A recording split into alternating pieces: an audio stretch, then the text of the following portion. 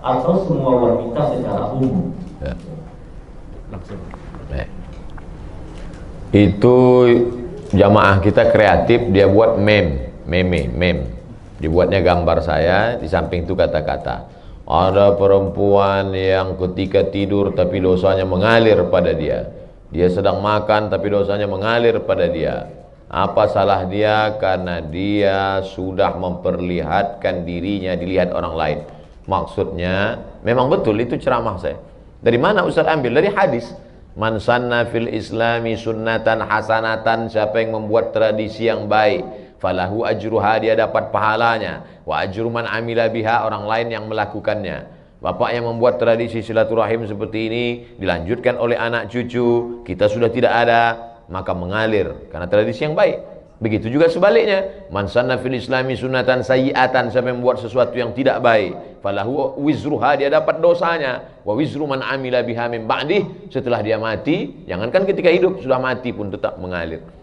Nah, gambar apa yang dimaksud? Gambar memancing aurat, hawa nafsu, mempertunjukkan yang tak layak.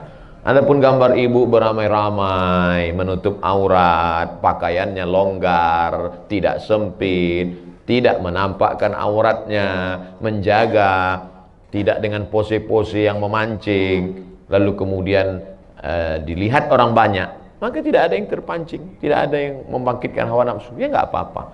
Makanya kalau mau posting gambar ramai-ramai, beramai-ramai. Kalau bisa ramai sampai kecil sebesar beras.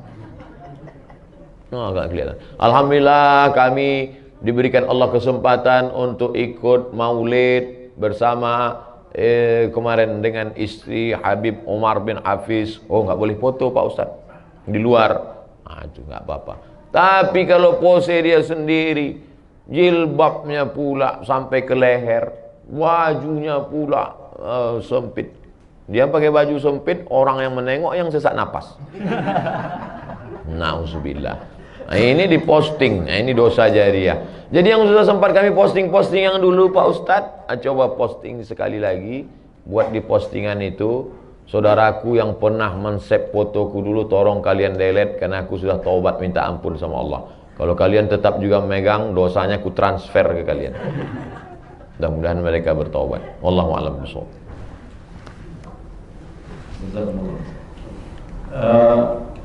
InsyaAllah Ustaz Somad tidak akan lupa balik kemari lagi. Amin. Karena hanya satu-satunya mic yang seperti ini. Amin. Adanya di sini. Masya Allah. Ini agak aneh sedikit karena Ya, baterainya kelihatan. Masya Allah. Mudah-mudahan Ustaz ingat terus. Ingat. Gitu. Ingat. Gitu ya Allah ya. Ingat. Baik, Ustaz, ada pertanyaan berikutnya.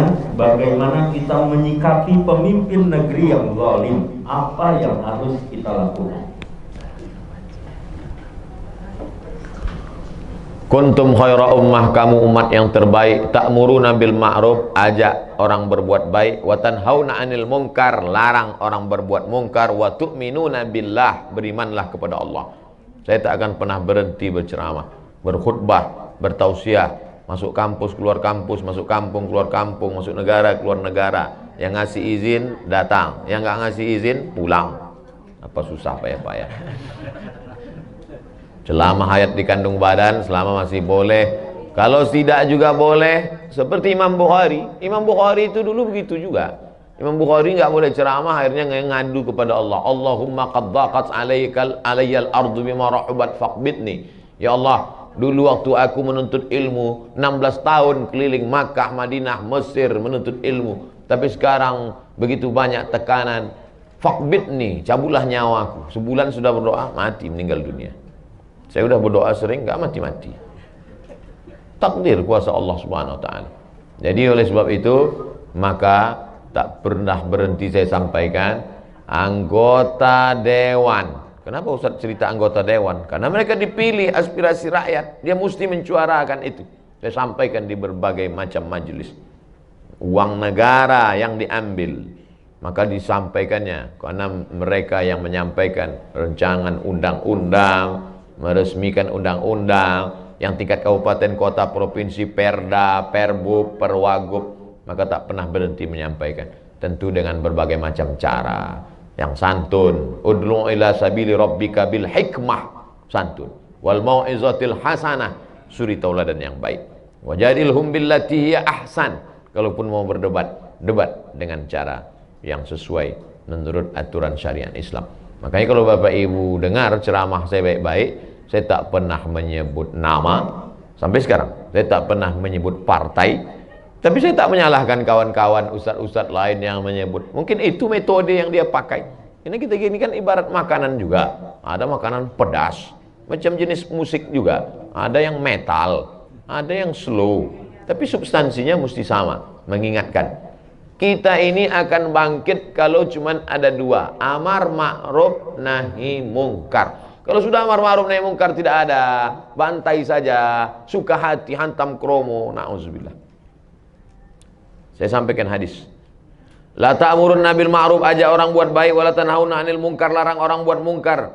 Kalau tidak kamu lakukan itu, la yushikanna ayab'atsallahu 'alaikum iqaban, Allah akan turunkan hukuman. Tsumma tad'unahu, setelah hukuman datang kamu berdoa pagi, petang, siang, malam, fala yustajabu lakum, doa kamu tak dikabulkan Allah. Saya sesuai dengan kemampuan saya, tausiah, ceramah, khutbah, lokakarya, seminar, masuk kampus. Ini pulang dari sini akan masuk kampus di Andalusia, Bogor. Wallahu a'lam bishawab. Baik, mohon izin barangkali kita kasih kesempatan tuan rumah khusus spesial Bu Catherine. Barangkali Bu Catherine ada pertanyaan khusus ini. Nah, silakan. Mau nanya apa?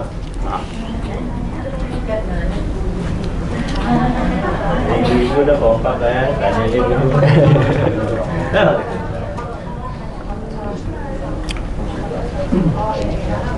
Kamu panggilkan sama kakaknya. Assalamualaikum warahmatullahi wabarakatuh. Waalaikumsalam. Ustadz, kalau nggak salah saya pernah nonton ceramah Ustadz di YouTube. Tapi saya juga lupa ingat takut saya salah mengenai sholat yang dikodok, Ustadz. Misalnya kita lalu-lalu nih sholatnya jarang-jarang, sekarang baru mulai rajin. Nah itu kalau nggak salah Ustadz pernah bilang kalau sekali sholat tambah lagi sholatnya gitu. Jadi misalnya zuhurnya 2 kali. Benar nggak sih Ustadz? Apa saya salah ya? Itu aja. Terima kasih Ustadz. Assalamualaikum. Waalaikumsalam warahmatullahi wabarakatuh.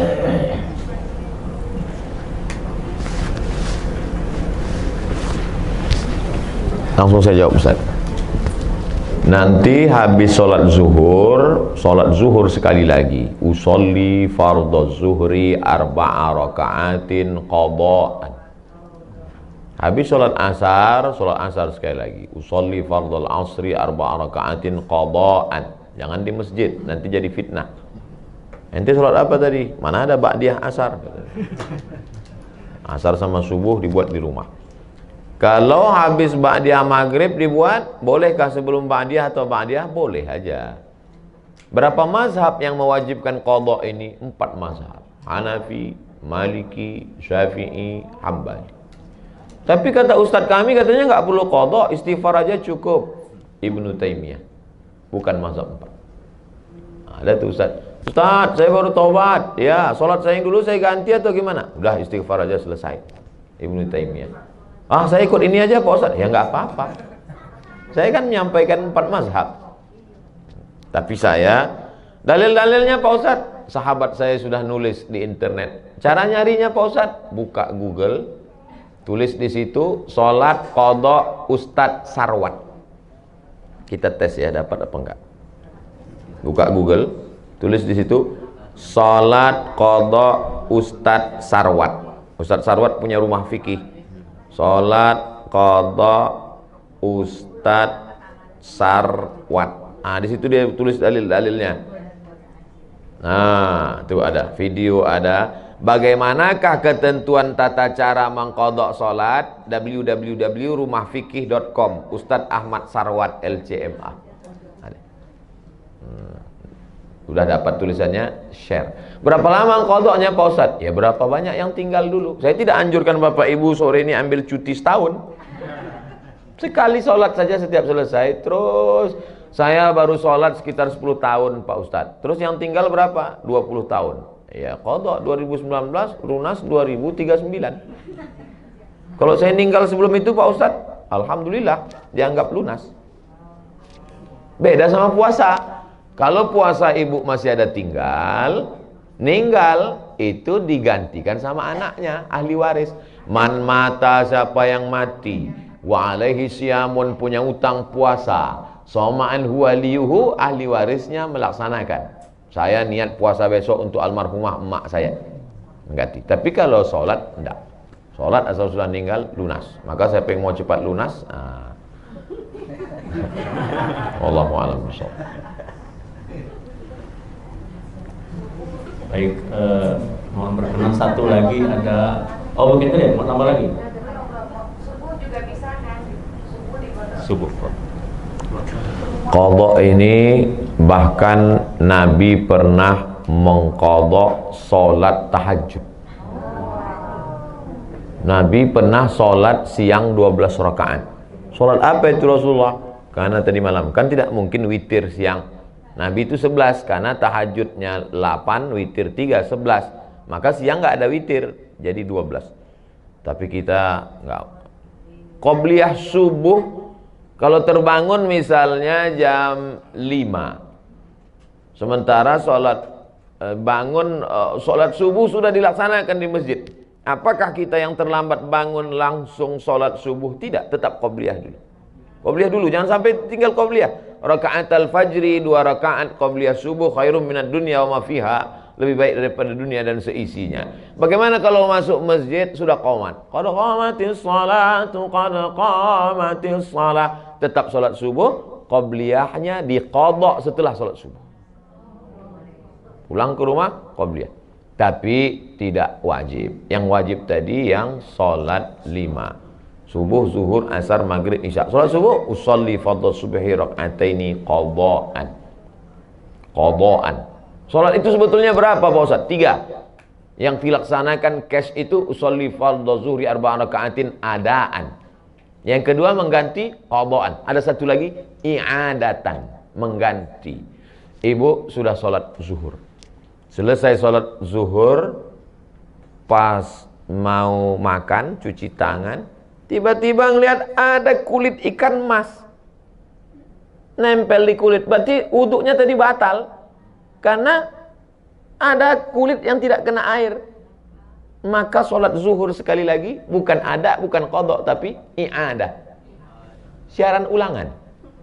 Usolli fardhu zuhri. Atau bapak, ketika bapak sudah selesai sholat, istri bapak ngomong, papa, itu tumitnya saya lihat ada cat. Tumit yang kena cat, habis ngecat, maka itu tidak kena air wudhu. Ambil thinner, ambil bensin, bersihkan, wudhu sekali lagi. Sholat yang tadi diulang. Kenapa diulang? Karena sholatnya tidak sah akibat wudhunya tidak sempurna. Nama sholatnya i'adah. Jadi sholat ada 3. Adaan, qadhaan, i'adah. Wallahu a'lam. I'adah. Ulangan. I'adah. Usolli fardhu subhi, usolli fardhu zuhri 4 raka'atin i'adatan. I'adah. Biar mau bertanya, silakan. Saya langsung. Terima kasih. Assalamualaikum warahmatullahi wabarakatuh. Waalaikumsalam. Saya mau bertanya 2 Pak Ustaz. Yang pertama, mana yang lebih baik hukumnya buat laki-laki menjadi imam ibunya di rumah atau pergi sholat ke masjid? Pertanyaan saya satu itu.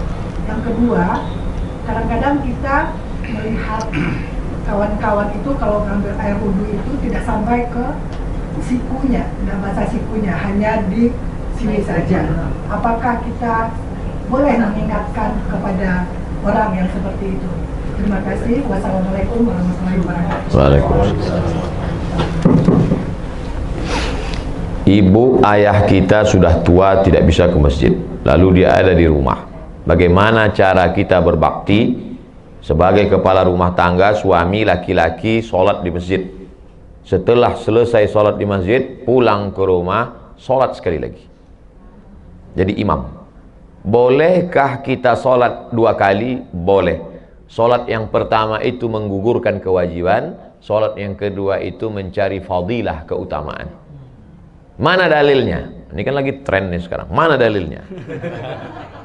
Nabi sholat bersama sahabat di Masjid Nabawi.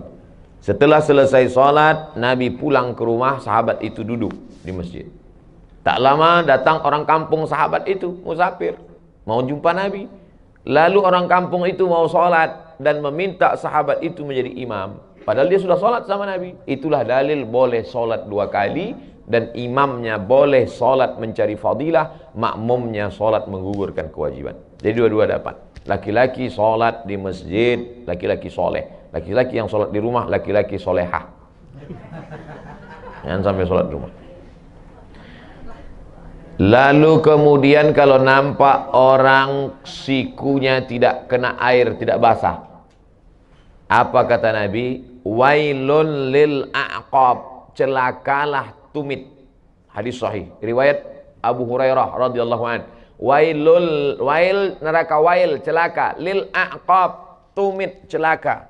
Rupanya ada orang yang air disiramkan dari atas, tumit tak kena. Nah, jadi disiram kena tumit. Celah-celah jari ini dicelahi pakai kelingking supaya air masuk ke dalam.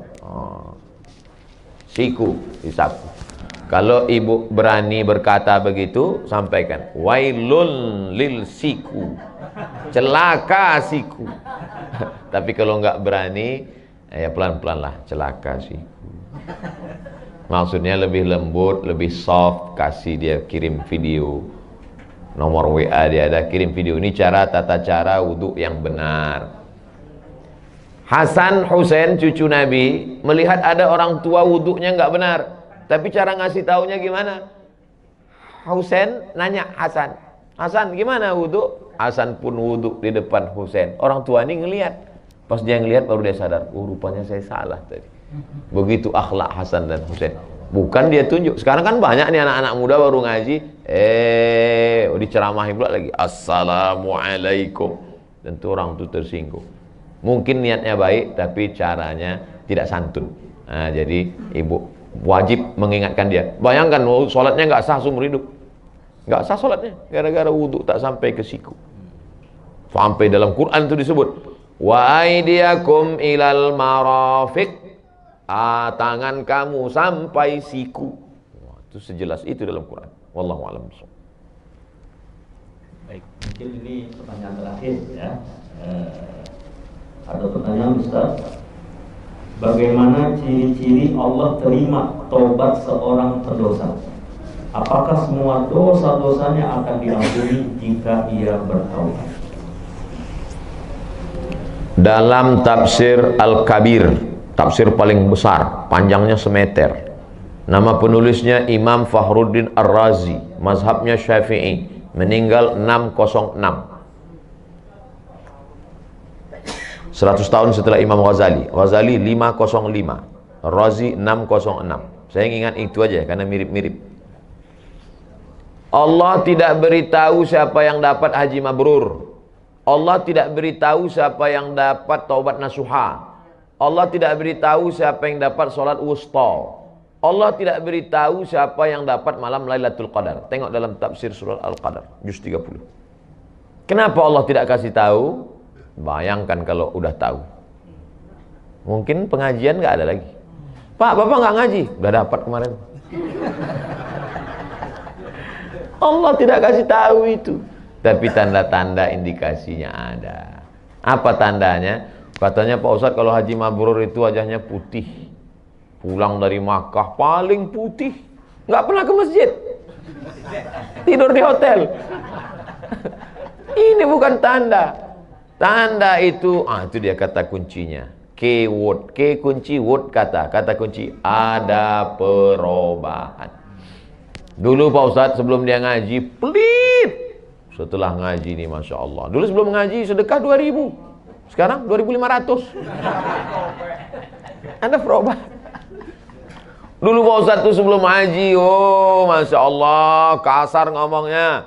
Sekarang udah mulai santun. Taubat nasuha diterima. Dulu sebelum malam Ramadan Lailatul Qadar, orangnya itu Pak Ustadz nggak pernah ke masjid. Ada perubahan. Nah, inilah cirinya. Apakah diampunkan Allah semua dosa-dosanya? Mantaba, siapa yang taubat? wa amana, imannya ikhlas, wa amila amalan salihah, beramal soleh. Kalau 3 ini cukup syarat, ulaika mereka itu yubaddilullahu sayyiatihim hasanat. Semua dosa-dosanya dulu diganti Allah dengan hasanat, kebaikan-kebaikan. Bukan cuma dihapus Allah. Coba lihat bunyi kalimatnya. Yubaddilullahu sayyiatihim hasanat. Diganti Allah semua dosanya menjadi hasanat, kebaikan-kebaikan. Mudah-mudahan kita termasuk yang jenis itu insyaallah. Syaratnya 3. Taba wa amana wa amila amalan salihah. Kita sudah bertobat, kita sudah beriman, tinggal lagi mengisi dengan amal saleh. Wallahu a'lam bishawab.